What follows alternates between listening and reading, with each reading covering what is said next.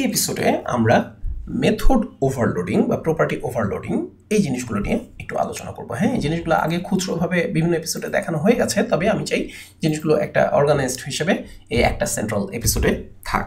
ঠিক আছে, তো মনে করেন আমাদের একটা ক্লাস আছে যে মোটর সাইকেল, রাইট? তো এখন একটা মোটরসাইকেলে বিভিন্ন ধরনের প্রপার্টি থাকে, যেমন এটার বোর সাইজ কত, যে এটা 150 সিসি অথবা 200 সিসি, মানে ডিসপ্লেসমেন্ট কত, তারপর ধরেন এর ফুয়েল ট্যাঙ্ক ক্যাপাসিটি কত, তারপর মনে করেন এর মাইলেজ কীরকম, এরকম বিভিন্ন ধরনের প্রপার্টি থাকতে পারে, তাই না? তো এই প্রপার্টিগুলোর জন্য যদি আমরা গেটার আর সেটার লিখি, তাহলে আমরা কীভাবে লিখতাম যে ফর এক্সাম্পল যে ফাংশন গেট ডিসপ্লেসমেন্ট, রাইট? তখন হয়তো আমরা কি রিটার্ন করতাম, যে ফাংশনের এর ডিসপ্লেসমেন্ট যত। এখন এখানে যদি একটা কনস্ট্রাক্টর আমাদের থাকতো, যে ফাংশন ফর এক্সাম্পল মনে করেন কনস্ট্রাক্ট, এখানে মনে করেন তিনটা ছোট্ট প্রপার্টি নিয়ে কাজ করি, যে ডিসপ্লেসমেন্ট, তারপর হচ্ছে ফুয়েল ট্যাঙ্ক ক্যাপাসিটি, আর হচ্ছে আরেকটা মনে করেন আপনার মাইলেজ, অলরাইট? তো এই তিনটা প্রপার্টি আমার এখানে থাকলো। ধরেন আমার এখানে তিনটা প্রাইভেট প্রপার্টি থাকলো, যে প্রাইভেট ডিসপ্লেসমেন্ট, একইভাবে আমরা রেখে দিই ওখানে প্রাইভেট ডিসপ্লেসমেন্ট, ক্যাপাসিটি, এগুলো মাইলেজ। সো এখানে কি হবে, বেসিক্যালি আমরা এখানে অ্যাসাইন করবো যে this mileage equal to mileage, তারপর হচ্ছে this displacement equal to displacement, আর হচ্ছে ফর এক্সাম্পল দিস ধরেন ক্যাপাসিটি ইকুয়াল টু ক্যাপাসিটি। ঠিক আছে, এখন আপনি গেট ডিসপ্লেসমেন্টের এখানে হয়তো রিটার্ন করলেন, যে রিটার্ন কি করছেন, যে দিস ডিসপ্লেসমেন্ট কত সিসির মোটরসাইকেল। এবং একইভাবে এটার যদি আপনি একটা সেটার লিখতে যান, তাহলে আপনি কি লিখবেন, যে সেট ডিসপ্লেসমেন্ট। ঠিক আছে, তখন আমরা কি করব, তখন একটা প্যারামিটার নিব এরকম, যে ডিসপ্লেসমেন্ট, সেটাকে আমরা এখানে সেট করে দেবো, যে this displacement equal to displacement. Fine. এখন আমরা যদি এটা এইভাবে লিখি, যে ধরেন মনে করেন Pulsar equal to new motorcycle, যার ডিসপ্লেসমেন্ট হচ্ছে 150 সিসি, তারপর ধরেন এর ক্যাপাসিটি হচ্ছে মনে করেন ফুয়েল ট্যাঙ্ক ক্যাপাসিটি হচ্ছে ধরেন ফর এক্সাম্পল 16 লিটার, তারপরে আর এর হচ্ছে কি বলে মাইলেজ হচ্ছে মনে করেন 40 kmph। ঠিক আছে, সো আমি যদি এখন একো করি, যে একো পালসার, যে পালসার অবজেক্ট আমরা তৈরি করলাম, যে গেট ডিসপ্লেসমেন্ট, এবার যদি আমি রান করি, আমি দেখতে পাচ্ছি হ্যাঁ 150 সিসি। আমি যদি এইভাবে অ্যাক্সেস করতে চাইতাম, যে একো পালসার ডিসপ্লেসমেন্ট, তাহলে কি পারতাম না? এটা একটা প্রাইভেট প্রপার্টি, সো আমরা পারতাম না। কিন্তু আমরা প্রপার্টি ওভারলোডিংয়ের মাধ্যমে এই কাজটা করতে পারি। এটা আমরা আগে একবার দেখেছিলাম, তাও আমি এখানে আরেকবার জিনিসটা দেখিয়ে নিই, যেহেতু এটা আমরা সেন্ট্রালি ওভারলোডিং ব্যাপারটা নিয়ে আলোচনা করব। যে একটা ম্যাজিক মেথড আছে গেট, এখানে প্রপার্টির একটা নাম থাকবে, যে ধরেন নেম। সো আমরা কি করব, আমরা একো এখানে রিটার্ন করব, যে দিস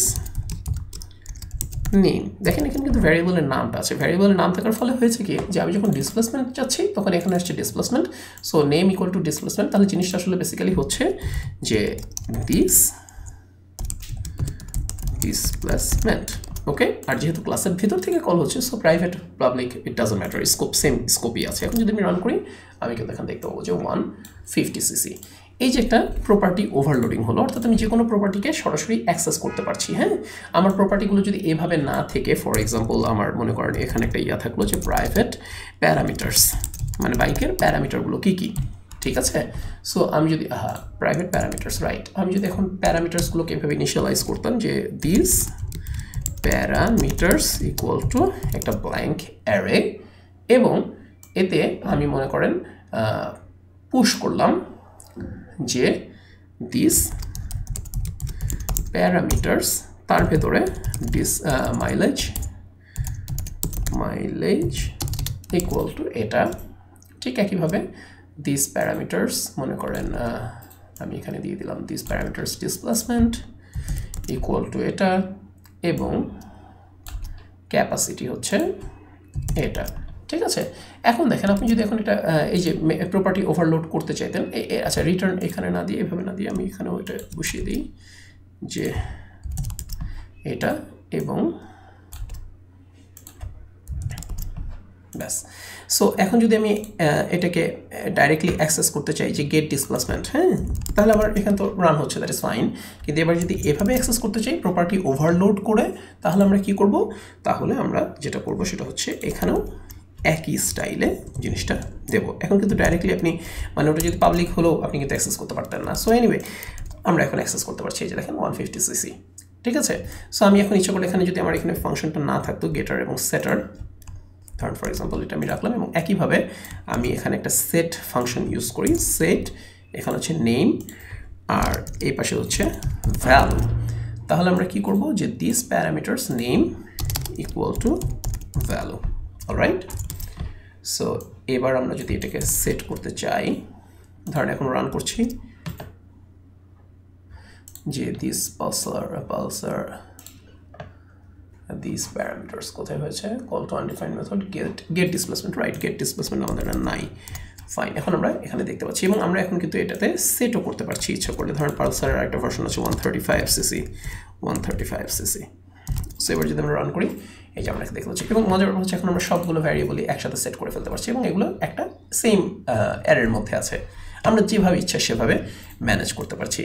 এই করার সময় ধরেন আপনি এখন অ্যাক্সেস করতে চাইলেন এমন একটা প্যারামিটার যেটা আমাদের কাছে নাই, যেমন মনে করেন এটার টায়ার সাইজ, ঠিক আছে, টায়ার সাইজ যা ইচ্ছা দিলেন। এখন আমি কিন্তু কিছু পাচ্ছি না, আনডিফাইন্ড ইন্ডেক্স, টায়ার সাইজ নাই। সো এখানে আমার এরর একটা থ্রো করছে। এই জায়গাটায় আমি ইচ্ছা করলে একটা চেক করে নিতে পারি, হ্যাঁ, যে ফাংশন মনে করেন ফাংশন ইজ সেট, ঠিক আছে, ইজ সেট এর ভিতরে মনে করেন আমি এখন এখানে একটা প্যারামিটার আমরা নিচ্ছি, হ্যাঁ নেম, যে এটা আসলে আছে কিনা এটা আমরা চেক করে ট্রু অথবা ফলস আমরা রিটার্ন করতে পারি।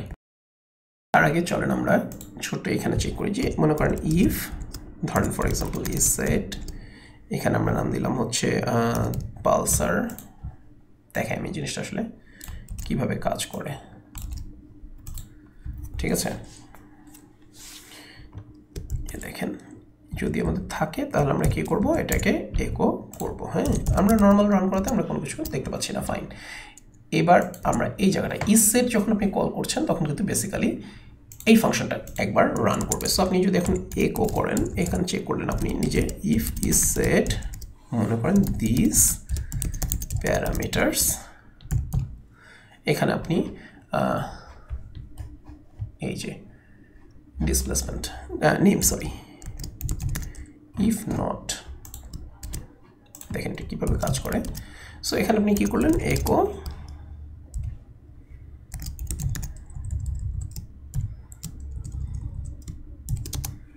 নট ফাউন্ড, ঠিক আছে, এবং তখন আপনি কি করবেন, তখন আপনি মনে করেন রিটার্ন ফলস, কারণ এটা তো পাওয়া যায়নি না, আর অন্যথায় আমরা কি করব, রিটার্ন ট্রু। এবার দেখেন রান করি যে tyre size not found. So আপনি বুঝতে পারছেন আমি এখানে বাইরে যদি ইসেট কল করি অটোমেটিক্যালি ও অবজেক্টের মধ্যেকার আন্ডারস্কোর ইসেট নামে যদি কোনো মেথড থাকে সেটাকে আগে একবার এক্সিকিউট করছে, করে ওখানে ও যদি ফলস রিটার্ন করে এখান থেকে এও ফলস রিটার্ন করছে, ও যদি ট্রু রিটার্ন করে এখান থেকেও ট্রু রিটার্ন করছে, ঠিক আছে।